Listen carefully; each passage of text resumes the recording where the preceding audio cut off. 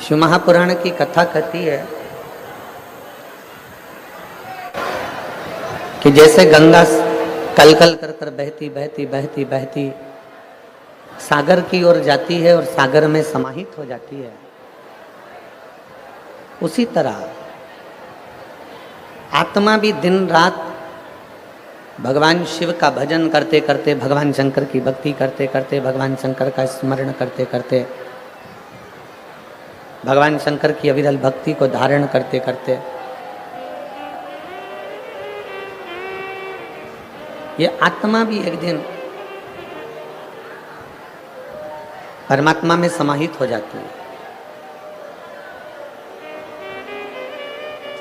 गंगा जी का कलकल कर कर बहना, बहते हुए जाना और आखिरी में सागर में समाहित हो जाना, सागर में जाकर मिल जाना। गंगा जी का कलकल कर कर बहते बहते बहते बहते जाना और सागर में समाहित हो जाना। उसी तरह आत्मा का भगवान शिव की ओर बढ़ना, भगवान शंकर की अविरल भक्ति को धारण करना, शिव भक्ति की ओर बढ़ते चले जाना, शंकर जी की अविरल भक्ति को धारण करते चले जाना और शिव भक्ति को धारण करते करते करते करते आखिरी में परमात्मा में लीन हो जाना। ये दोनों एक बिंदु है।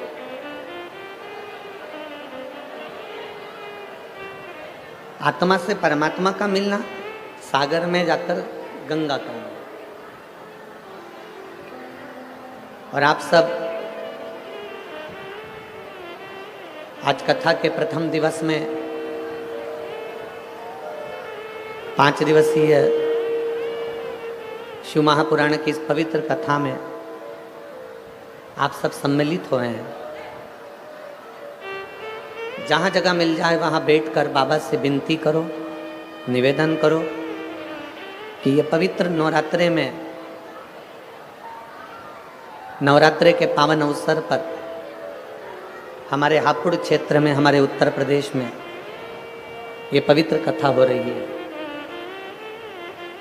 भगवान देवादिदेव महादेव से विनय करो, माँ आदिशक्ति से प्रार्थना करो कि हे दुर्गा भवानी, हे माँ आदिशक्ति, हे भवानी माँ, आपके इस पवित्र नवरात्रे में हम आपकी ये पवित्र शिव महापुराण की कथा को श्रवण कर रहे हैं। ऐसी कृपा करो माँ, ऐसी कृपा करो देवादिदेव महादेव कि हम जो कामना लेकर नवरात्रे के ये 5 दिनों में शिव महापुराण की कथा सुन रहे हैं, ऐसी कृपा करना भोले बाबा कि हमारी झोली खुशियों से भर जाए और तेरी कृपा हम पर हो।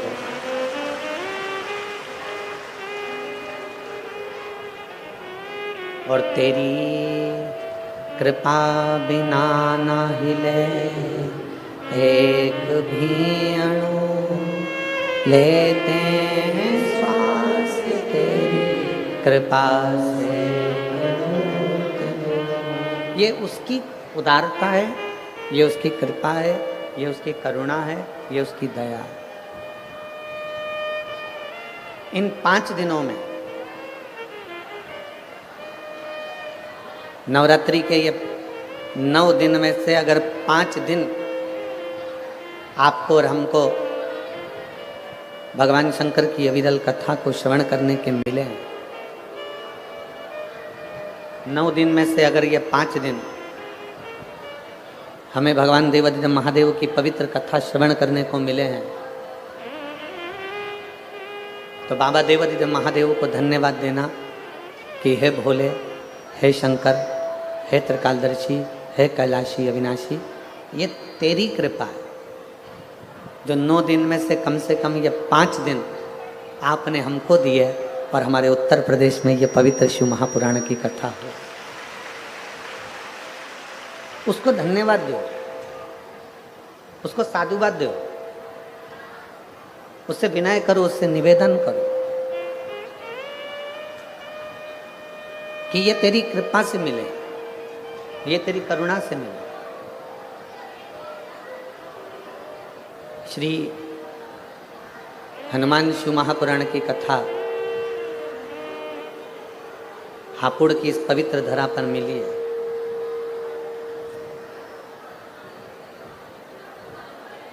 सबसे पहले तो आप स्मरण करें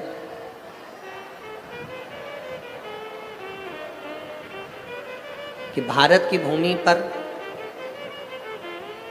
जितने राम जी के मंदिर नहीं है उससे ज्यादा हनुमान जी के मंदिर हैं।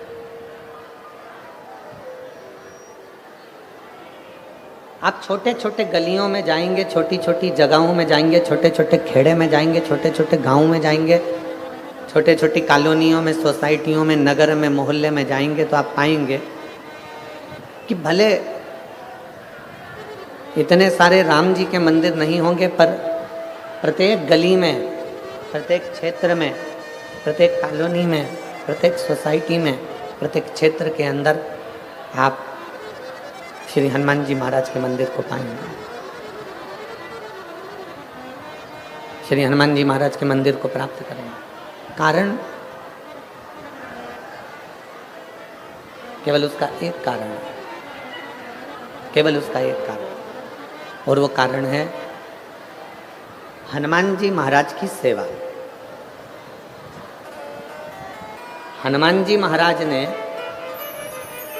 श्री राम जी की सेवा इतनी करी, हनुमान जी ने राम जी महाराज की सेवा इतनी करी कि भारत की भूमि पर जितने राम के मंदिर नहीं उतने हनुमान के हो गए, क्योंकि भारत की भूमि सेवा की भूमि है। भारत की भूमि सेवा की भूमि। भारत की इस पवित्र धरा पर, भारत की इस पवित्र भूमि पर जितनी सेवा करी जाए,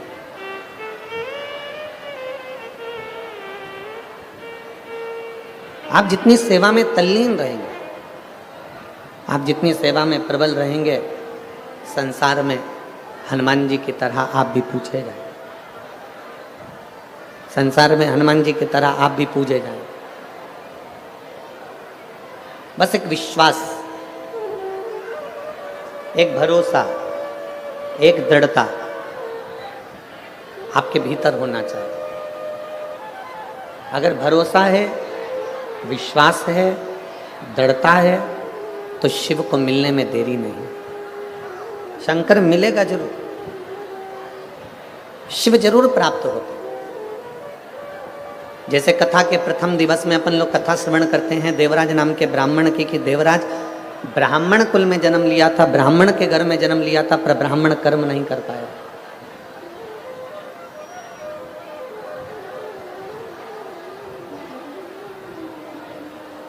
अच्छे कुल में जन्म ले लेना, अच्छे कुल में जन्म लेना, और अच्छे कुल में जन्म लेने के बाद भी अगर हम भगवान की भक्ति ना कर पाए, पूरा शरीर प्राप्त कर लिया हमने, हमारे 2 पाँव भी हैं, हाथ भी हैं, जिह्वा भी है, नासिका के 2 छिद्र भी हैं, श्रवण शक्ति भी है, नेत्र भी है, सब कुछ है। हमने संपूर्ण शरीर प्राप्त कर लिया, और शरीर प्राप्त करने के बाद भी अगर हम भगवत भजन नहीं कर पाए,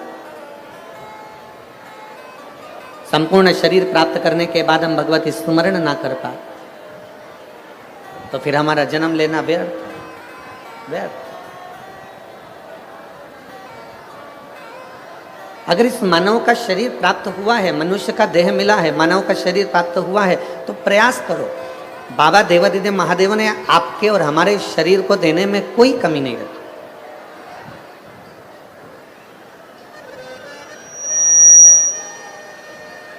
भगवान शिव ने आपके और हमारे शरीर को देने में कोई कमी ना रखी। चरण भी दिए, हाथ भी दिए, नेत्र भी दिए, जिह्वा भी दी, श्रवण शक्ति भी दी, सब कुछ मेरे बाबा ने दिया, सब कुछ। और तेरा ही दिया मैंने खाया पिया है, तेरा शुक्रिया है, तेरा शुक्रिया है। मुझे भोले बाबा ने बहुत दे दिया है, तेरा शुक्रिया, तेरा शुक्रिया। ये जायदाद दी है, औलाद दी है, ये जायदाद दी है, औलाद दी है। मुसीबत में हर इमदाद दी है, मुसीबत में हर इमदाद दी है। तेरा ही दिया मैंने खाया पिया है, तेरा शुक्रिया है, तेरा शुक्रिया। मुझे भोले बाबा ने बहुत दे दिया, तेरा शुक्रिया, तेरा शुक्रिया। ये शिव की कृपा से, भगवान शंकर की करुणा से, उनकी उदारता से जो मानव का शरीर मिला, उनकी उदारता से ये शरीर हमें प्राप्त हुआ, उनकी उदारता से ये पूरा इंद्रियां, संपूर्ण शरीर हमें प्राप्त हुआ है। अब ये हमारे ऊपर निर्भर करता है कि हम भगवान का कैसे भजन करें, ये हमारे ऊपर निर्भर करता है कि हम शिव की भक्ति कैसे करें, ये हमारे ऊपर निर्भर करता है कि हम भगवान का स्मरण कैसे करें।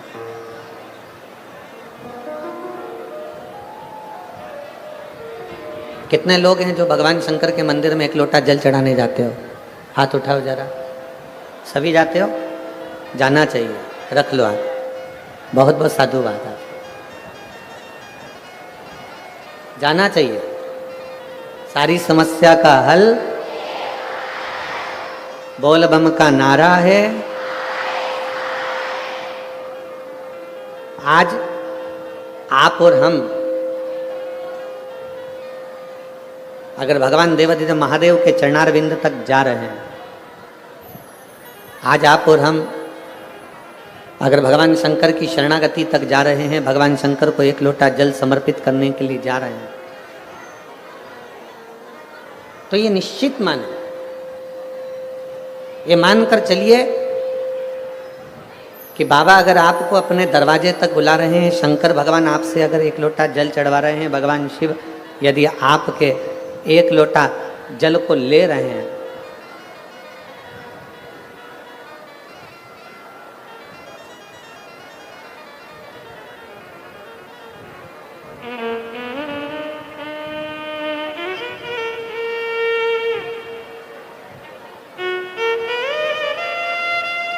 अगर हम भगवान शिव के चौखट तक जा रहे हैं, तो शिव हमें अवश्य प्राप्त हो। हमारे बीच में ज्ञान पीठाधीश्वर स्वामी सर्वेश्वरानंद सरस्वती जी महाराज, श्री कृष्ण आश्रम ब्रजधार से स्वामी श्री यशवर्धन आचार्य जी महाराज, श्री बालाजी धाम अछेजा हापुड़ से पधारे हैं। एक बार उनके लिए जोरदार ताली बजाकर स्वागत, वंदन, अभिनंदन।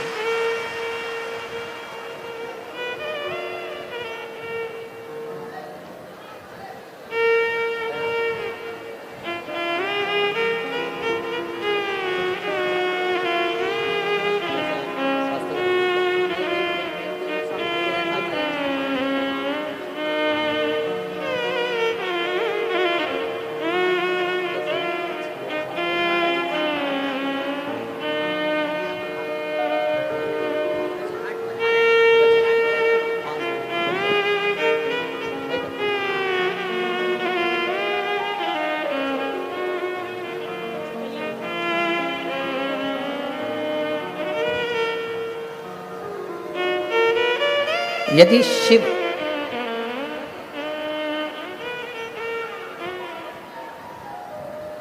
शंकर करते क्या?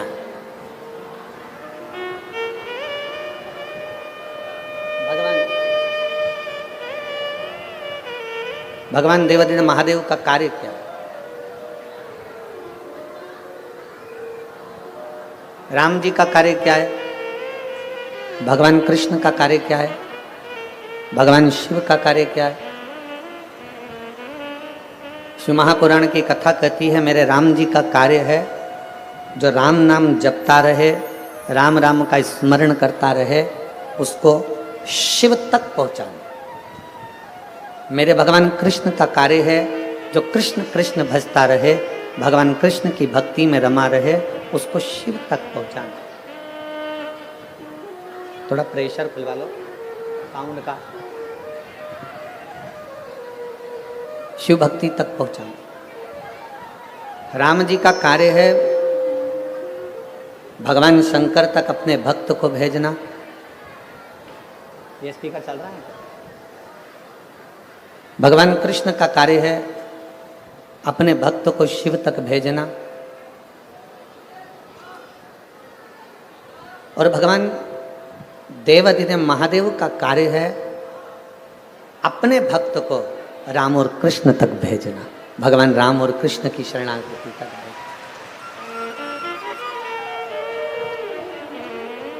एक कथा बड़ी सुंदर आती है शिव महापुराण में।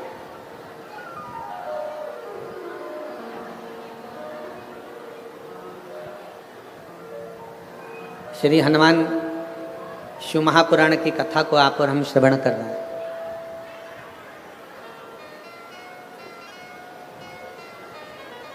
एक बार श्री देवऋषि नारद भ्रमण करते करते, देवऋषि नारद भ्रमण करते करते करते करते पांडवों के पास पहुंच गए, पांडवों के करीब में गए।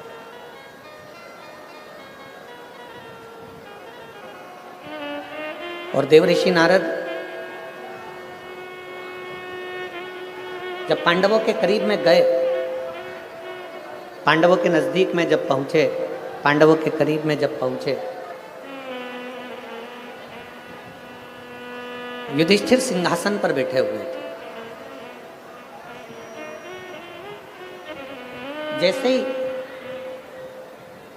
युधिष्ठिर ने देवऋषि नारद जी को देखा, जैसे युधिष्ठिर ने देवऋषि नारद को देखा, युधिष्ठिर अपने सिंहासन से खड़े हुए।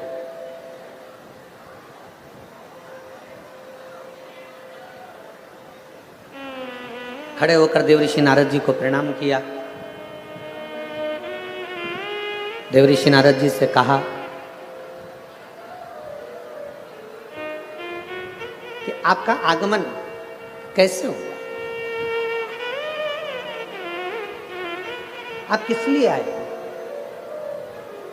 आपके आने का कारण क्या?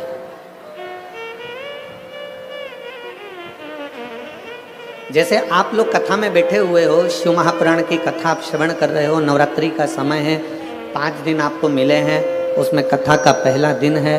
आपसे अगर आप यहाँ बैठे हो और कोई आपसे पूछे कि आपका क्यों आना हुआ, किस लिए आया, कैसे आगमन हुआ, कैसे आना हुआ, क्यों आए,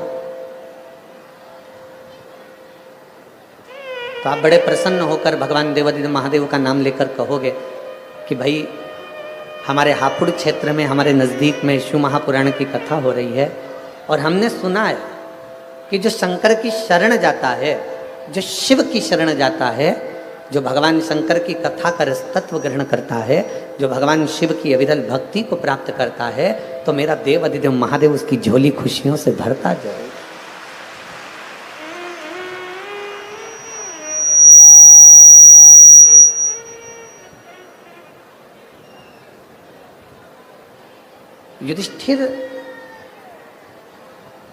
युधिष्ठिर ने देवऋषि नारद से पूछा कि आपका आगमन क्यों हुआ है, क्यों आए हो, किस लिए आए हो, कैसे आना हुआ, क्या कारण है तुम्हारे आने का, कोई कारण है,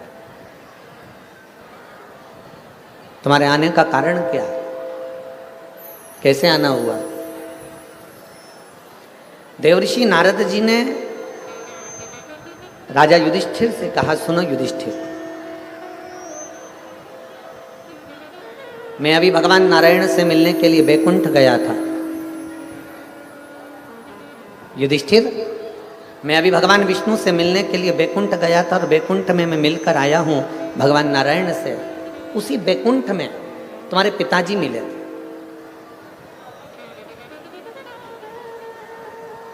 उसी बैकुंठ में तुम्हारे पिताजी का मिलना हुआ। और युधिष्ठिर, तुम्हारे पिताजी से जब मिलना हुआ तो तुम्हारे पिताजी से जब बात मैंने करी तो आपके पिता बड़े दुखी थे।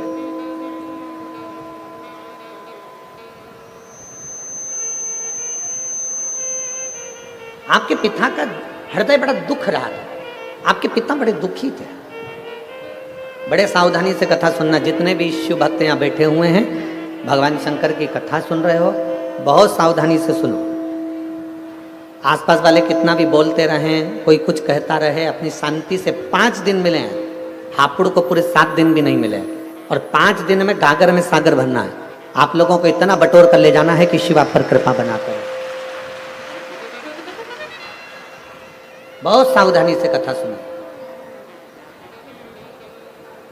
देवऋषि नारद ने कहा, हस्तिनापुर नरेश, युधिष्ठिर, आपके पिताजी बड़े दुखी हैं, आपके पिता को सुख नहीं है, बड़े दुखी हैं, बड़ा कष्ट है, बड़ा कष्ट।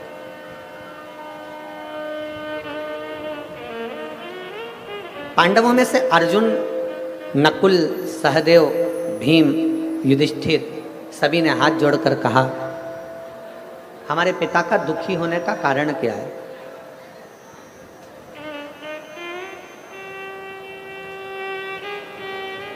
हमारे पिता का दुखी होने का कारण क्या है?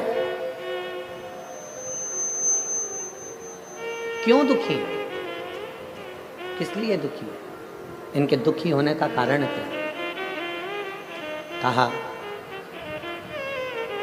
हमने आपके पिता युधिष्ठिर, आपके पिताजी से पूछा कि आपके दुख होने का कारण क्या है, क्यों दुखी है, किस लिए दुखी है, आपके दुखी होने का कारण क्या है? तो आपके पिताजी ने कहा कि मेरा दुखी होने का केवल एक कारण है कि जब मेरे प्राण थे, मैं पृथ्वी पर जब जीवित था, जब मेरा मनुष्य का देह था, जब मैं मृत्यु लोक में रह रहा था, जब मैं मानव की देह में रह रहा था, तब मैंने एक संकल्प लिया था कि मैं पृथ्वी पर राजसु यज्ञ करूंगा।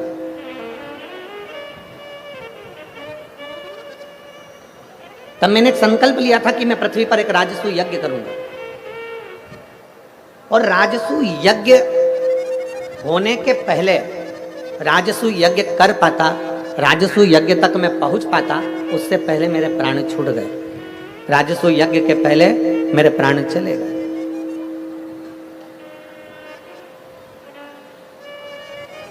राजसु यज्ञ के पहले मेरे प्राण चले गए, मेरे प्राण समाप्त हो गए। अब मुझे उसी चीज का दुख है कि मेरे राजसु यज्ञ के पहले मेरे प्राण चले गए, तो मैं चाहता हूं कि मैं जो नहीं कर पाया, मेरी औलाद, मेरे बच्चे, मेरे पुत्र उस राजसु यज्ञ को करें। शंभो शंभो शंभो। उस यज्ञ को मेरे बच्चे उस राजसु यज्ञ को करें।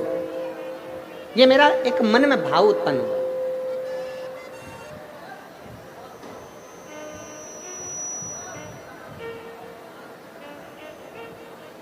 अब देखिए जरा, पांडवों के पिता वैकुंठ में बैठकर अपने हृदय से दुखी हैं कि जो मैं जीवित रहकर नहीं कर पाया, मेरे बेटे वो राजसु यज्ञ मेरे मरने के बाद कम से कम करें तो।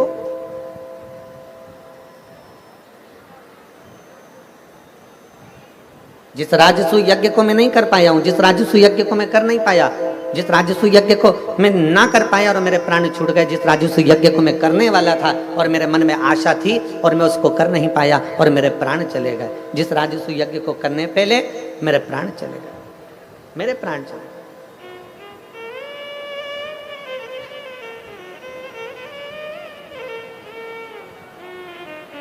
अब वो मेरे पुत्र करे, अब वो मेरे बेटे करे, अब वो मेरी संतान करे, मेरे बेटे करे।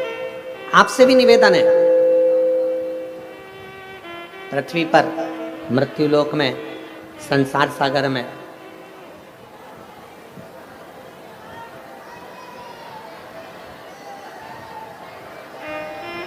अगर आवाज नहीं जा रही है भाई, क्या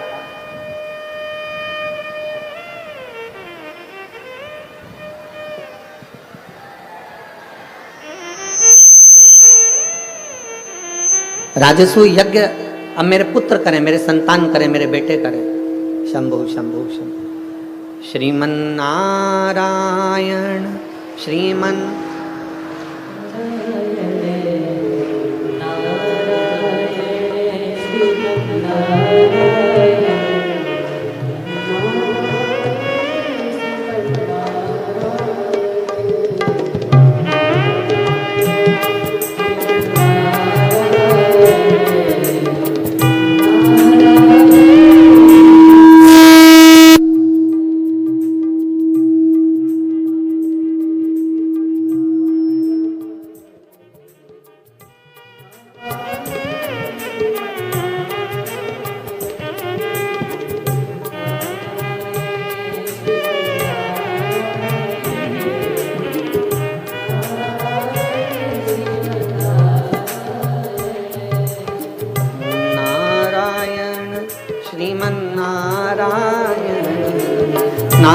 नारायण श्रीमन्नारायण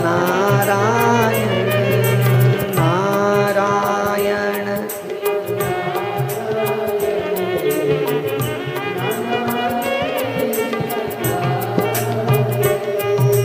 नारायण श्रीमन्नारायण नारायण श्रीमन्नारायण नारायण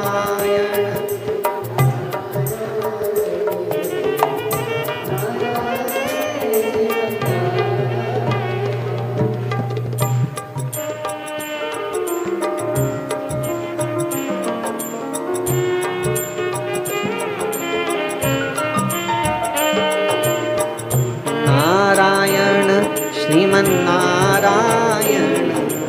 नारायण श्रीमन्नारायण नारायण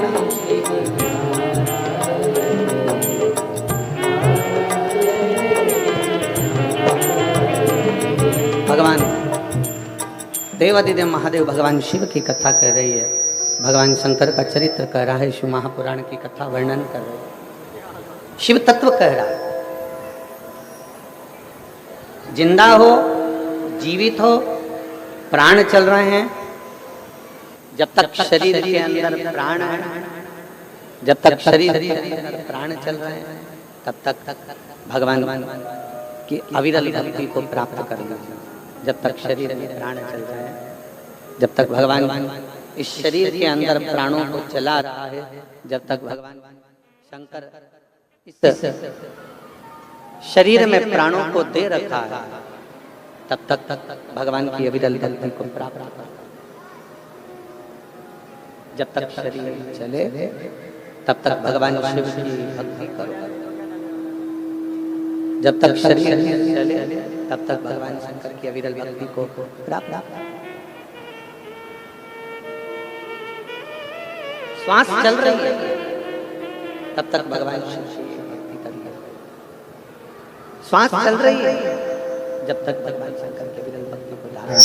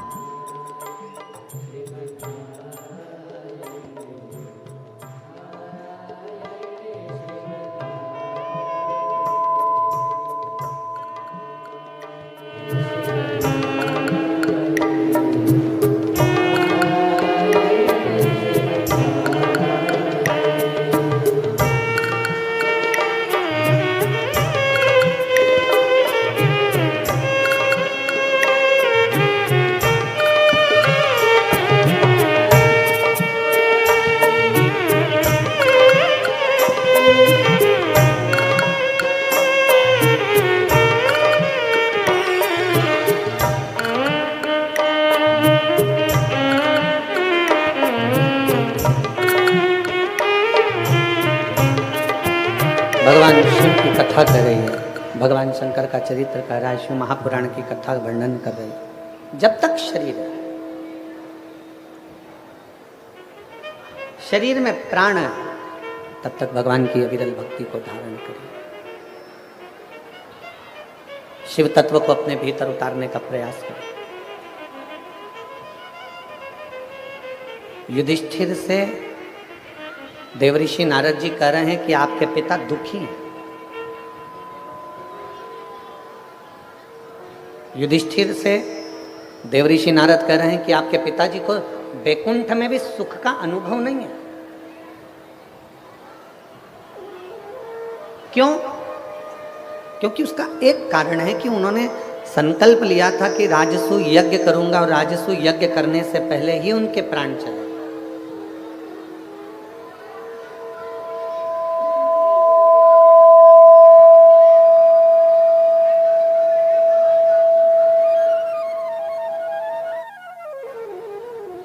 उन्होंने संकल्प लिया था कि राजसूय यज्ञ करूंगा, राजसूय यज्ञ करने से पहले ही उनके प्राण चले गए। अब उनको ये बात खलती है, उनको ये बात अंदर से खल रही होती।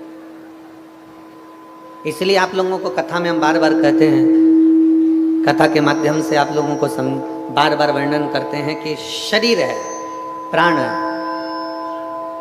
और शरीर है, प्राण है, तब तक जितना बन सके अपने हाथों से सत्कर्म कर चलो, जितना बन सके अपनी जिह्वा से भगवान का नाम ले चलो, और जितना बन सके इन हाथों से मेरे देवादिदेव महादेव की सेवा करते चलो, तो जीवन की सार्थकता सिद्ध हो जाए। बोल बम का नारा है, जितना बने आपसे जितना, जरूरी नहीं। अभी हमने महाराष्ट्र की कथा में वर्णन किया था, नांदगांव की कथा में वर्णन किया था कि ये जरूरी नहीं है कि आप 24 घंटा भगवान के मंदिर में बैठे रहो। नांदगांव महाराष्ट्र की कथा में कहा था, ये जरूरी नहीं है कि आप 24 घंटा तीर्थ में जाकर बैठे रहो। नांदगांव महाराष्ट्र की कथा में कहा था, ये जरूरी नहीं कि आप 24 घंटा किसी तीर्थ में जाकर बैठ जाओ, किसी देवालय में जाकर बैठ जाओ, किसी शिवालय में जाकर बैठ जाओ, किसी मंदिर में जाकर बैठ जाओ। शिव महापुराण की कथा कहती है, सबसे बड़ा आश्रम है गृहस्थाश्रम। संत 1000 माला जपेगा, उसको जो पुण्य मिलेगा, घर में रहने वाला व्यक्ति एक बार मुख से राम और कृष्ण कह लेगा, उतना पुण्य उसको एक बार में मिल जाए।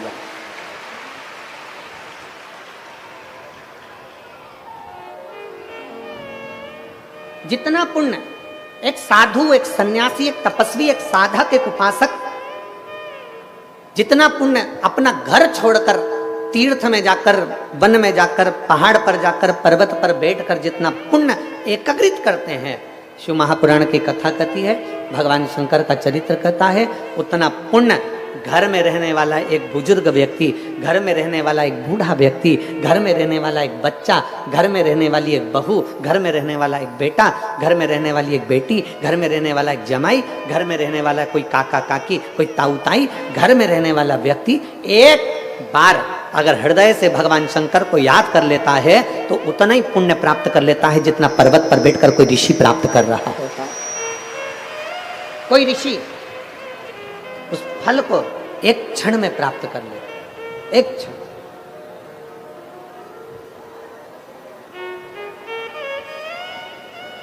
शिव कथा कह रही है, राजा युधिष्ठिर से कहा, तुम्हारे पिता ऊपर दुखी हैं, बैकुंठ में दुखी हैं। तुम्हारे पिता से मैं मिलकर आया हूं, उनके आंखों में जल था, दुखी हैं।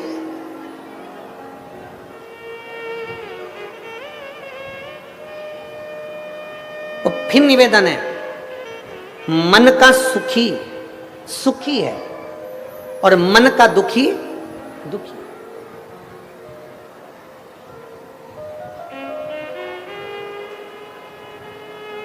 एक पति ने पत्नी को नोएडा घुमाने के लिए लेकर गया, पति पत्नी को।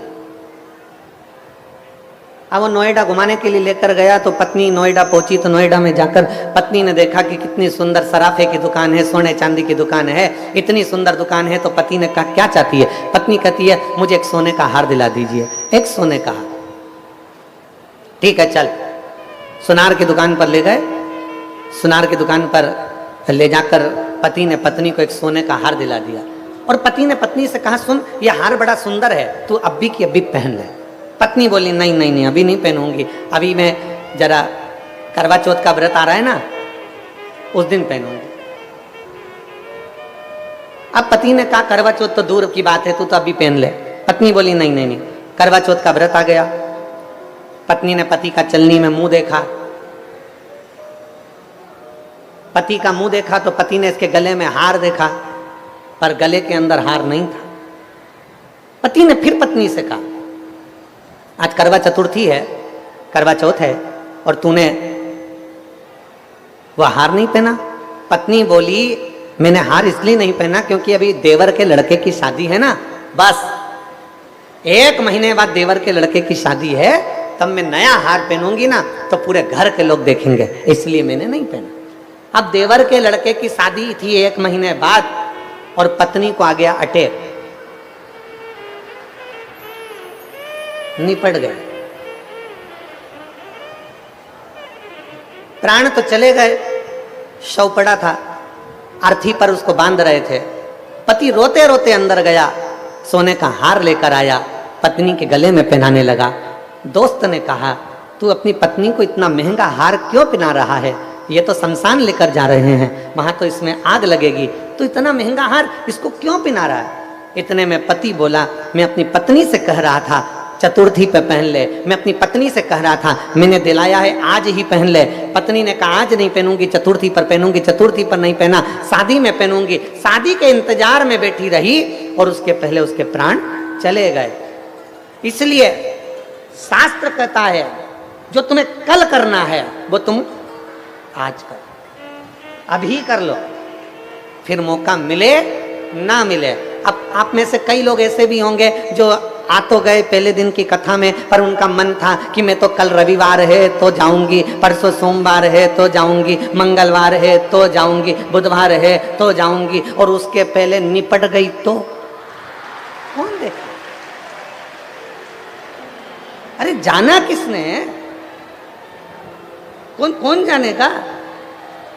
शिव महापुराण की कथा में भगवान शंकर की कथा कहती है, भगवान शंकर का संवाद कहता है कि मेरे देवाधिदेव महादेव को महाकाल कहा गया है। भगवान शंकर का चरित्र कहता है कि शंकर को काल अधिपति देवाधिदेव महादेव कहा गया है। भगवान शंकर को त्रिकालदर्शी कैलाशी अविनाशी कहा गया है। भगवान शंकर को काल अधिपति कहा गया है। शिव तत्व कहता है भगवान शंकर ने काल की रचना करी, भगवान शंकर ने समय की रचना करी, भगवान शंकर ने घड़ी पल की रचना करी, भगवान शंकर ने तिथि महीने की रचना करी। भगवान शंकर ने जब काल चक्र बनाया तो शंकर भगवान ने कहा इस काल चक्र को समझना जरूरी है। जो समय आज तुम्हारा चल रहा है, जो समय अभी तुम्हारा चल रहा है, शिव महापुराण की कथा कहती है उसी समय पर अच्छा कर्म करते चलो, बात की कोई किसने देखा?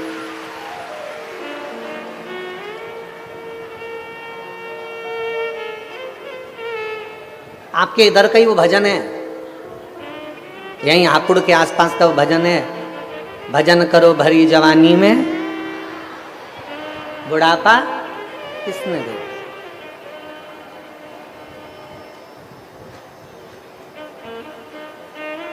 अभी हमने महाराष्ट्र की कथा में कहा था, हंस लो खिलखिलाकर, हंस लो खिलखिलाकर, नहीं तो दांत निकलेंगे हिल हिलाकर, ये सब निकल जाएंगे।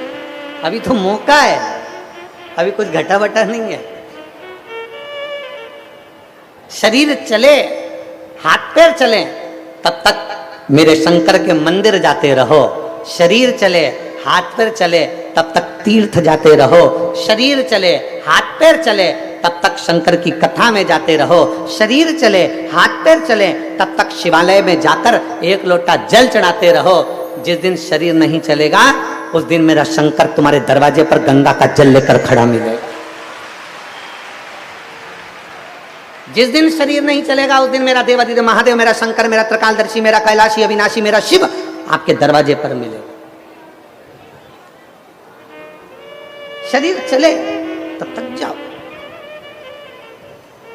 पहले हमने कथा में कहा शरीर चले तब तक तीर्थ करो, कथा सुनो।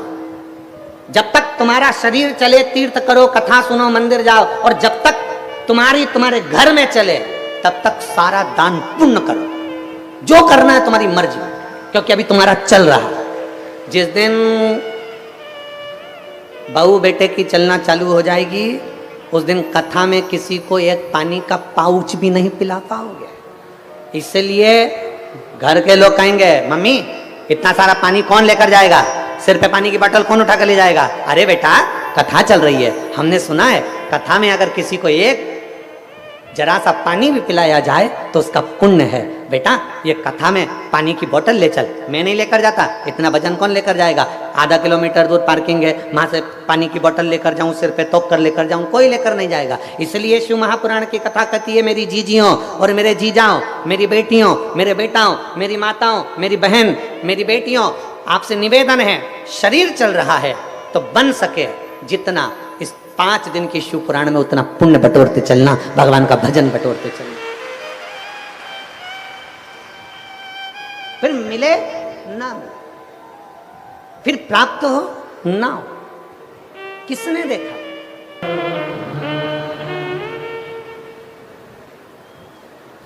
भगवान देवादिदेव महादेव शिव की कथा कर रहे। युधिष्ठिर, तुम्हारे पिता को बैकुंठ में सुख नहीं है, तुम्हारे पिता बैकुंठ में ठीक नहीं है, उनकी आंखों में अश्रु है, वो रो रहे हैं, उनको प्रसन्नता नहीं है, उनको सुख नहीं। क्यों सुख नहीं? युधिष्ठिर ने पूछा, ऐसा क्या हुआ? कहा, उन्होंने राजसूय यज्ञ के लिए सोचा था, विचार करा था, वो यज्ञ नहीं कर पाए, उनका वो यज्ञ नहीं हो पाया। अब वो चाहते हैं कि मेरा बेटे इस यज्ञ को करे, मेरे बेटे इस यज्ञ को करें, वो ये चाहते हैं। ठीक है, युधिष्ठिर ने पूरे नगर में सूचना करवा दी कि अपने पिता की इच्छा को पांडव पूरा करेंगे और राजसूय यज्ञ करवाएंगे।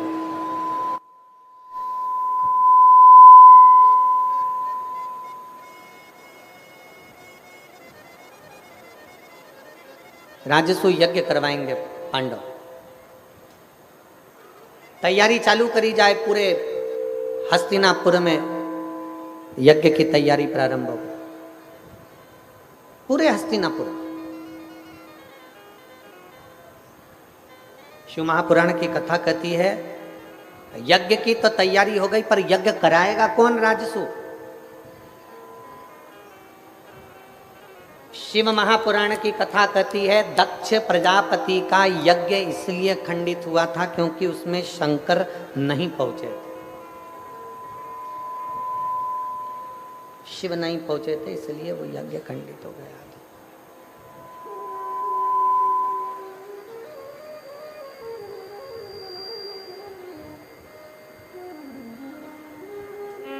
हमारे बीच में पंडित सुनील जी भराला जी, आयुष सराफा, अध्यक्ष राज्यमंत्री श्रम कल्याण परिषद, श्रम मंत्रालय उत्तर प्रदेश सदस्य के मंत्रिमंडल से पहुंचे हैं। एक बार जोरदार ताली बजाकर उनके लिए साधुवाद।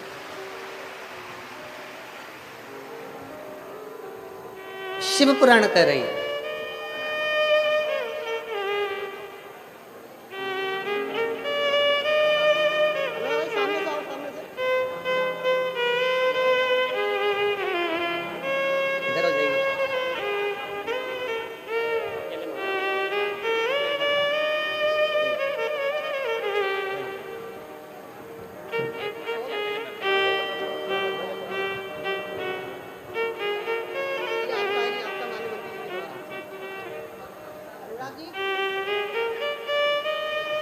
शिव तत्व कह रहा है, भगवान शंकर की कथा कह रहा है,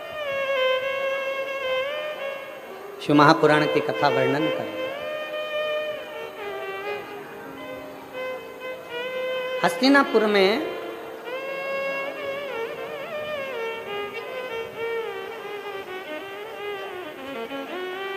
हस्तिनापुर के अंतर्गत यज्ञ की तैयारी हुई।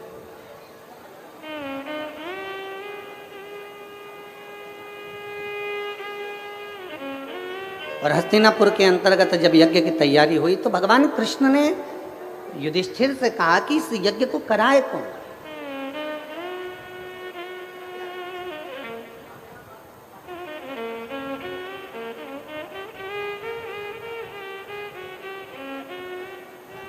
इस यज्ञ को कौन कराएगा? दक्ष प्रजापति के यज्ञ में शिव नहीं पहुंचे तो दक्ष प्रजापति का शिव यज्ञ, दक्ष प्रजापति का यज्ञ खंडित हो गया, पूर्ण खंडित। शिव महापुराण की कथा कहती है, आप अगर शंकर के मंदिर में एक लोटा जल चढ़ाने नहीं जा रहे हैं तो शिव महापुराण की कथा कहती है कि आपके घर के सामने से अगर कोई मंदिर एक लोटा जल चढ़ाने जा रहा है या जल चढ़ाकर आ रहा है, उसके मात्र मुख का भी दर्शन हो जाता है तो अश्वमेध यज्ञ और राजसूय यज्ञ का फल प्राप्त हो जाता है।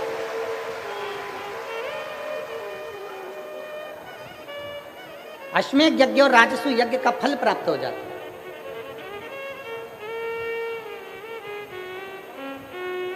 अब जरा विचार करिए, भगवान कृष्ण पूछ रहे हैं इस यज्ञ को पूर्ण कौन कराएगा? बिना शंकर का अगर कोई भक्त नहीं मिला, शिव का कोई भक्त, कोई ऋषिवर, कोई गुरुवर, शिव भक्त मिल जाए तो वो यज्ञ पूर्ण कराए। इस यज्ञ को पूर्ण कोई शंकर का भक्त ही करा सकता। इसको पूर्ण कराएगा तो कराए कौन? युधिष्ठिर ने हाथ जोड़कर भगवान द्वारकानाथ से पूछा कि आप बताइए कि इस राजसु यज्ञ को पूर्ण कौन करे? राजसु।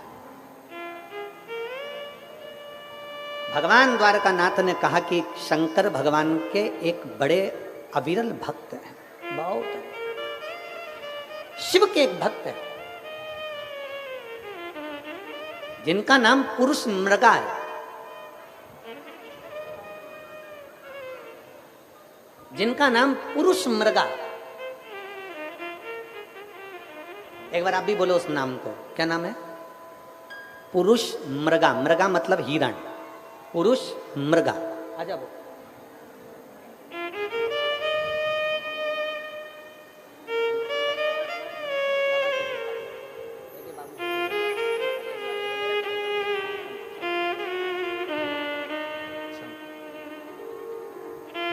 उसका नाम पुरुष मृगा। पुरुष मृगा।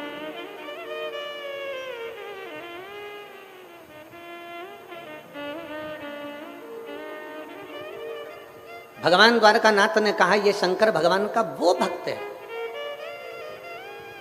जो संसार के जितने शिवलिंग है उन शिवलिंगों की आराधना बैठकर करता है। ये कोई साधारण मनुष्य नहीं है। इनका नाम ऋषि पुरुष मृगा। ऋषि पुरुष मृगा, ये ऋषि हैं।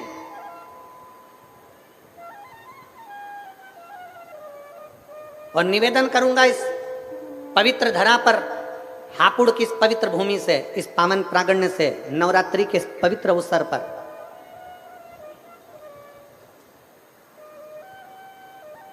जितने बेटे बेटियां कंपटीशन एग्जाम में बैठ रहे हैं, जितने बच्चे कंपटीशन एग्जाम की तैयारी कर रहे हैं, हमने पहले भी कथा में कहा उन बच्चों के लिए कि भरपूर मेहनत करो। जितनी मेहनत तुमने आज करी है इससे 4 गुनी ज्यादा मेहनत तुम करो। जितनी पढ़ाई आज कर रहे हो उससे ज्यादा पढ़ाई और करिए। भरपूर मेहनत करिए, परिश्रम करिए, पूर्ण कर्म करिए, रात दिन एक करो, विद्याध्ययन करो, खूब मेहनत करो। और कंपटीशन एग्जाम की तैयारी करने के बाद आप किसी एग्जाम में बैठने के लिए जा रहे हो तो 1 लोटा जल, उसमें थोड़ा सा लाल चंदन, उस जल के पात्र के मुख पर, कलश जो होता है ना, जल का पात्र जो होता है उसका जो मुख होता है ऊपर, उसके मुख पर लाल चंदन लगा लीजिए और पुरुष मृगा ऋषि का नाम लेकर, पुरुष मृगा ऋषि का नाम लेकर लाल चंदन लगे हुए स्थान से ही बाबा देवादिदेव महादेव को अगर वो जल समर्पित करा जाए तो ऐसा कोई बेटा बेटी नहीं जो कंपटीशन एग्जाम में निकले नहीं।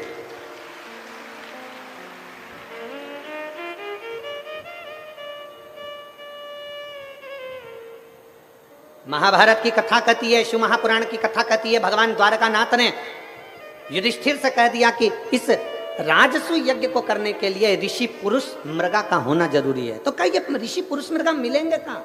इनकी कोई झोपड़ी है, इनकी कोई कुटिया है, इनका कोई स्थान है, इनका कोई नगर है, इनकी कोई स्थान नियुक्त है जहां जाकर इनको निमंत्रण दिया जाए और इनको बुलाया जाए और किया जाए? तो कह दिया भगवान द्वारकानाथ ने, हम भी नहीं जानते कि शंकर के भक्त ऋषि पुरुष मृगा कहाँ रहते हैं, बस इतना मालूम है कि वो शिव के भक्त हैं। एक बार अगर ऋषि पुरुष मृगा का दर्शन ही हो जाए तो जीवन सिद्ध हो जाए, जीवन सिद्ध। भारत की भूमि के ये वो ऋषि थे जिनका मुख पुरुष की तरह था, जिनकी आधा धड़, छाती तक का शरीर, वक्षस्थल तक का शरीर पुरुष का था और वक्षस्थल से नीचे का बाकी का शरीर मृग का था। हिरण का शरीर था आधा, आधा शरीर तो पुरुष का था और आधा शरीर हिरण का था। ऐसे ऋषि पुरुष मृगा थे, पुरुष मृगा। भगवान द्वारकानाथ ने कहा हम नहीं जानते कि ये पुरुष मृगा कहां मिलेंगे, परंतु एक बात है, इनको लेने के लिए भीम को भेज दिया जाए। भीम जा, भीम ने अपनी गदा उठाकर हां भरी, मैं ऋषि पुरुष मृगा को लेने के लिए जाऊंगा, मैं ऋषि पुरुष मृगा को लेने के लिए जाऊंगा। और आतुरता में भीम आगे बढ़ने लगे। इतने में द्वारकाधीश ने कहा रुक जा, ए भीम रुक जरा, जिस पुरुष मृगा को तू लेने के लिए जा रहा है, ये पुरुष मृगा कोई साधारण ऋषि नहीं है। अगर मान ले तूने थोड़ी सी भी गलती कर दी तो ये पुरुष मृगा तुझे खा जाएगा। ये वो ऋषि है जो तुझे एक क्षण के अंदर निगल जाएगा। तेरी थोड़ी सी गलती हुई ना तो ये पुरुष मृगा तुझे निगल जाएगा, थोड़ी सी गलती। इतने में भीम ने कहा द्वारकानाथ से, आप मुझे जानते नहीं हो द्वारकाधीश, क्या आप मुझे पहचानते नहीं हो? मेरे में केवल शरीर का बल नहीं, बुद्धि का बल भी मुझ में है।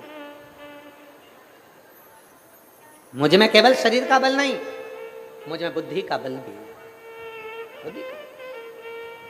भगवान द्वारकानाथ ने कहा आगे तेरी मर्जी, पर याद रखना भीम, जरा सी चूक हुई, जरा सी गलती हुई तो ऋषि पुरुष मृगा तुझे निकल जाएंगे। भीम ने कहा चिंता मत करो, मैं लेने के लिए जाता हूं। भीम उठे, उत्तर दक्षिण पूरा पश्चिम ढूंढने के लिए चल दिए पुरुष मृगा को। पुरुष मृगा को ढूंढते ढूंढते भीम थक कर एक जगह पर बैठे थे। तभी उन्होंने देखा कि एक बानर, एक बंदर बैठा हुआ है, एक बानर बैठा हुआ। भीम ने आवाज लगाकर कहा तुम कौन हो? बानर के रूप में श्री हनुमान जी महाराज कहते हैं भीम तुम मुझे पहचाने नहीं, मैं भगवान राम जी के चरणों का दास हनुमान हूं। मैं भगवान राम जी के चरणों का दास हनुमान हूं, तुम मुझे पहचाने नहीं। भीम ने कहा हनुमान जी महाराज से, महाराज जी मैं तुम्हें पहचान नहीं पाया। भीम तुम थोड़े बेचैन से दिख रहे हो। भीम तुम्हारे चेहरे पर थोड़ी बेचैनी दिख रही है, तुम थोड़े बेचैन से नजर आ रहे हो, तुम्हारे चेहरे पर थोड़ी बेचैनी दिख रही है, क्या बात है भीम? भीम ने कहा मैं आपको क्यों बताऊं कि मुझे बेचैनी क्या है, मैं आपको क्यों बताऊं कि मुझे कष्ट क्या है, मैं आपको क्यों बताऊं कि मुझे तकलीफ क्या है। भीम ने बताना नहीं चाहा। भीम बैठ गए, सुस्ता रहे थे, बहुत सुस्ताते सुस्ताते आखिरी में हनुमान जी महाराज ने भीम को दूर बैठे हुए कहा भीम मुझे मालूम है तुम कहाँ जा रहे हो। भीम ने पूछा बताओ कहाँ जा रहा हूं। हनुमान जी महाराज ने कहा तुम शिव जी के भक्त ऋषि पुरुष मृगा को लेने के लिए जा रहे हो। भीम ने कहा आपको कैसे मालूम पड़ा कि मैं पुरुष मृगा को लेने के लिए जा रहा हूं? हनुमान जी बोले जो पुरुष मृगा शिव का भक्त है उसी तरह मैं भी शंकर भगवान का एक अंश हूं, इसलिए मैं हनुमान हूं। मैं हनुमान, मैं शिव जी का एक अंश हूं, इसलिए मैं हनुमान हूं। भीम ने हाथ जोड़कर कहा आप जानते हो मैं क्यों जा रहा हूं? मैं सब जानता हूं, मैं सब जानता हूं। क्यों जा रहे हो, किस लिए जा रहे हो?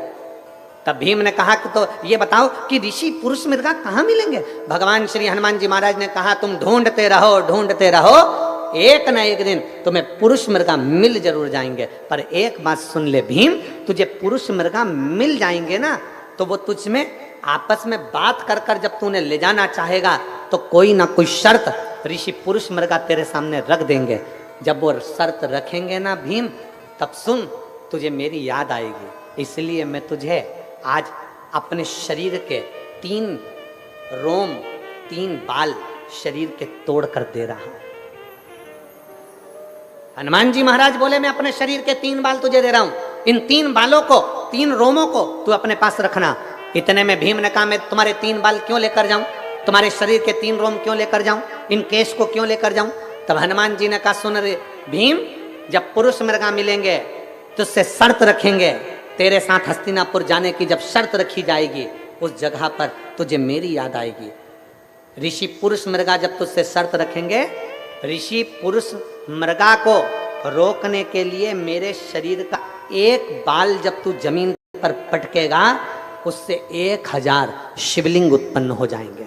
दूसरा रोम पटकेगा, उससे 1,00,000 शिवलिंग उत्पन्न हो जाएंगे। तीसरा रोम जब तू पटकेगा, उससे 1 करोड़ शिवलिंग उत्पन्न हो जाएंगे। मेरे हनुमान जी महाराज ने कहा, भीम जब तू पुरुष मृगा से संकल्प लेगा, कुछ शर्त रखेगा, मेरे शरीर के ये शिवलिंग प्रकट करेंगे।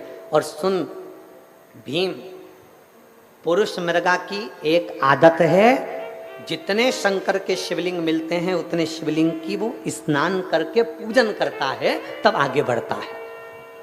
अब तू सोच, एक रोम से कितने शिवलिंग है? जम के बोलो जरा। 1000। दूसरे रोम से 1,00,000। तीसरे रोम से 1 करोड़। अब पुरुष मृगा एक एक शिवलिंग की पूजन करेगा, तब जाकर कहीं आगे बढ़ेगा। उस जगह पर मेरे ये 3 रोम तेरे काम आएंगे। हनुमान जी ने अपने 3 रोम तोड़कर, 3 बाल तोड़कर भीम को दे दिए। भीम ने वो बाल संभाल कर रखे। पुरुष मृगा को ढूंढते ढूंढते आगे बढ़े तो ऋषि पुरुष मृगा मिल गए। पुरुष मृगा के हाथ जोड़कर निवेदन करा, जिस समय पर पुरुष मृगा शंकर की आराधना में लगे हुए थे, शिव की स्तुति में लगे हुए थे। ओम नमः शिवाय। ओम नमः शिवाय। ओम नमः शिवाय। ओम नमः शिवाय। ओम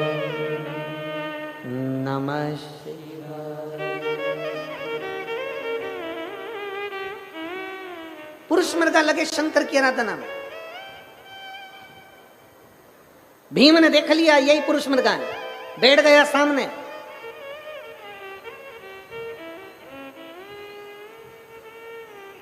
बहुत अंतर है संस्कार और अहंकार, इन दोनों में बड़ा भारी अंतर होता है।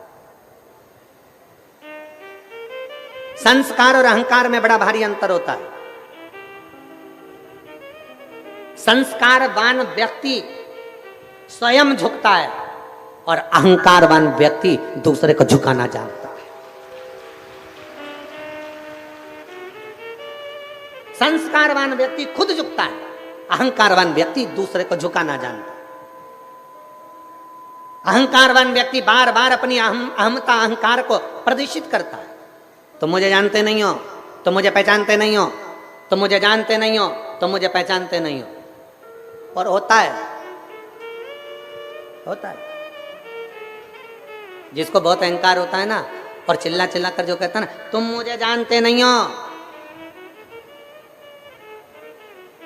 मेरा समय आन दे, मैं तुझे बताऊंगा कि मैं क्या हूं। तुम मुझे जानते नहीं हो, मेरा समय आन दे, मैं बताऊंगा मैं क्या हूं। और जो ज्यादा अहंकार में फूला रहता है, एक दिन उसके शरीर में कोई रोग लग जाता है, अटैक आ गया, दिल्ली ले गए, डॉक्टरों ने कह दिया इसका समय आ गया। डॉक्टरों ने कह दिया समय आ गया। जो कह रहा था मेरा समय आन दे, मैं बताऊंगा मैं क्या हूं, मेरा समय आन दे, मैं बताऊंगा मैं क्या हूं, एक दिन छाती में दर्द हुआ, दिल्ली ले गए, डॉक्टर ने कह दिया समय आ गया। अब बता क्या बताएगा? अब बता, समय तेरा था। शिव महापुराण की कथा कहती है, 5 दिन की शिव महापुराण की कथा आपके हापुड़ क्षेत्र में हो रही है। 5 दिन की शिव महापुराण की कथा ये उत्तर प्रदेश की पवित्र भूमि पर हो रही है। अपने मुख से कोई ऐसा शब्द मत कह जाना 5 दिन में कि बाद में पछताना पड़े। इसलिए प्रयास करना प्रेम से, दिल से, आनंद से शिव महापुराण की कथा हो जाए। कोई ऐसे शब्द का संबोधन न करिएगा। शिव तत्व है क्या? शंकर की कथा है क्या? शंकर ओघड़ी है, शिव ओघड़ी। कितना किलोमीटर है ये? यहां से कितना किलोमीटर दूर है? गाजियाबाद -- लाल कुआं कितना? 5 40 किलोमीटर। ठीक, 40 किलोमीटर दूर से शिव भक्ति है, शंकर की उदारता।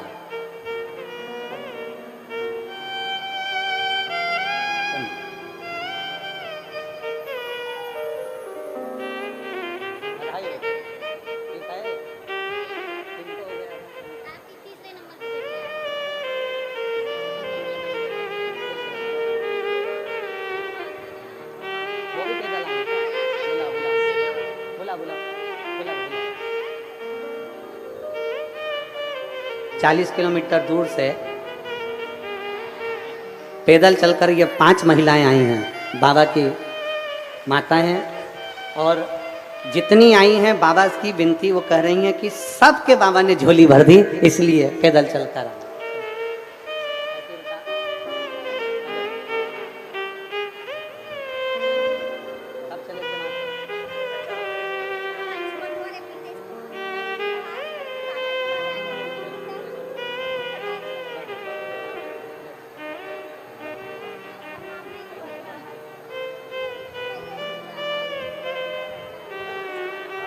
अरे लुटा दिया भंडार काशी वाले ने, कर दिया माला माल काशी। शिव तत्व को प्राप्त कर, भगवान शंकर की अविरल भक्ति को प्राप्त कर,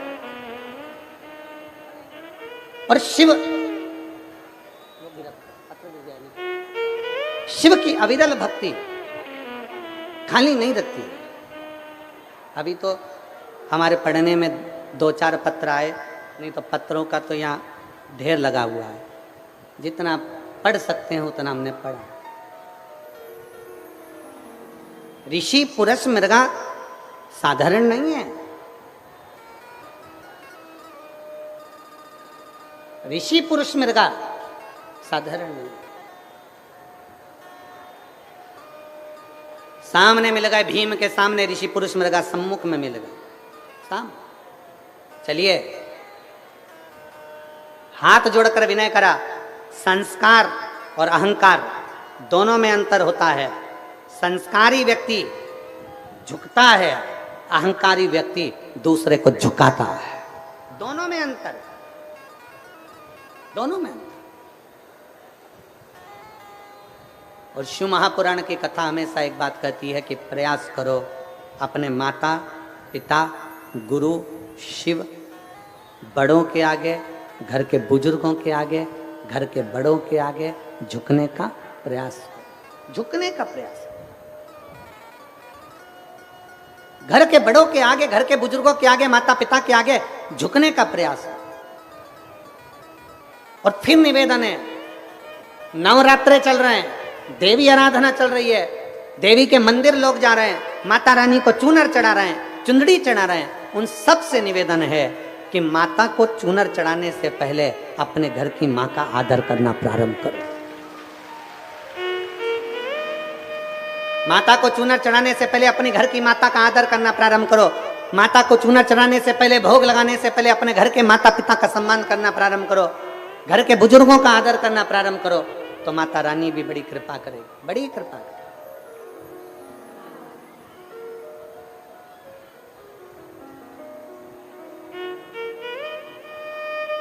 भूखे रहने से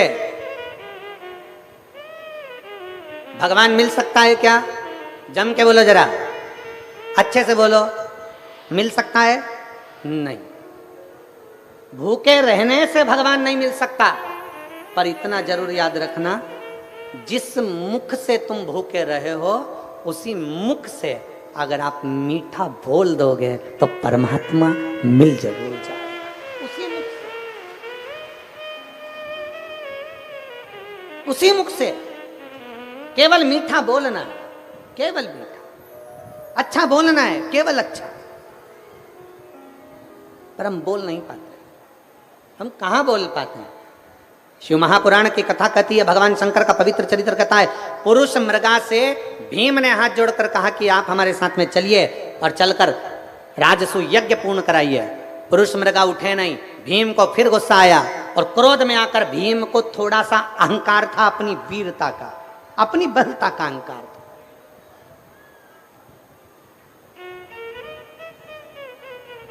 भीम ने कहा,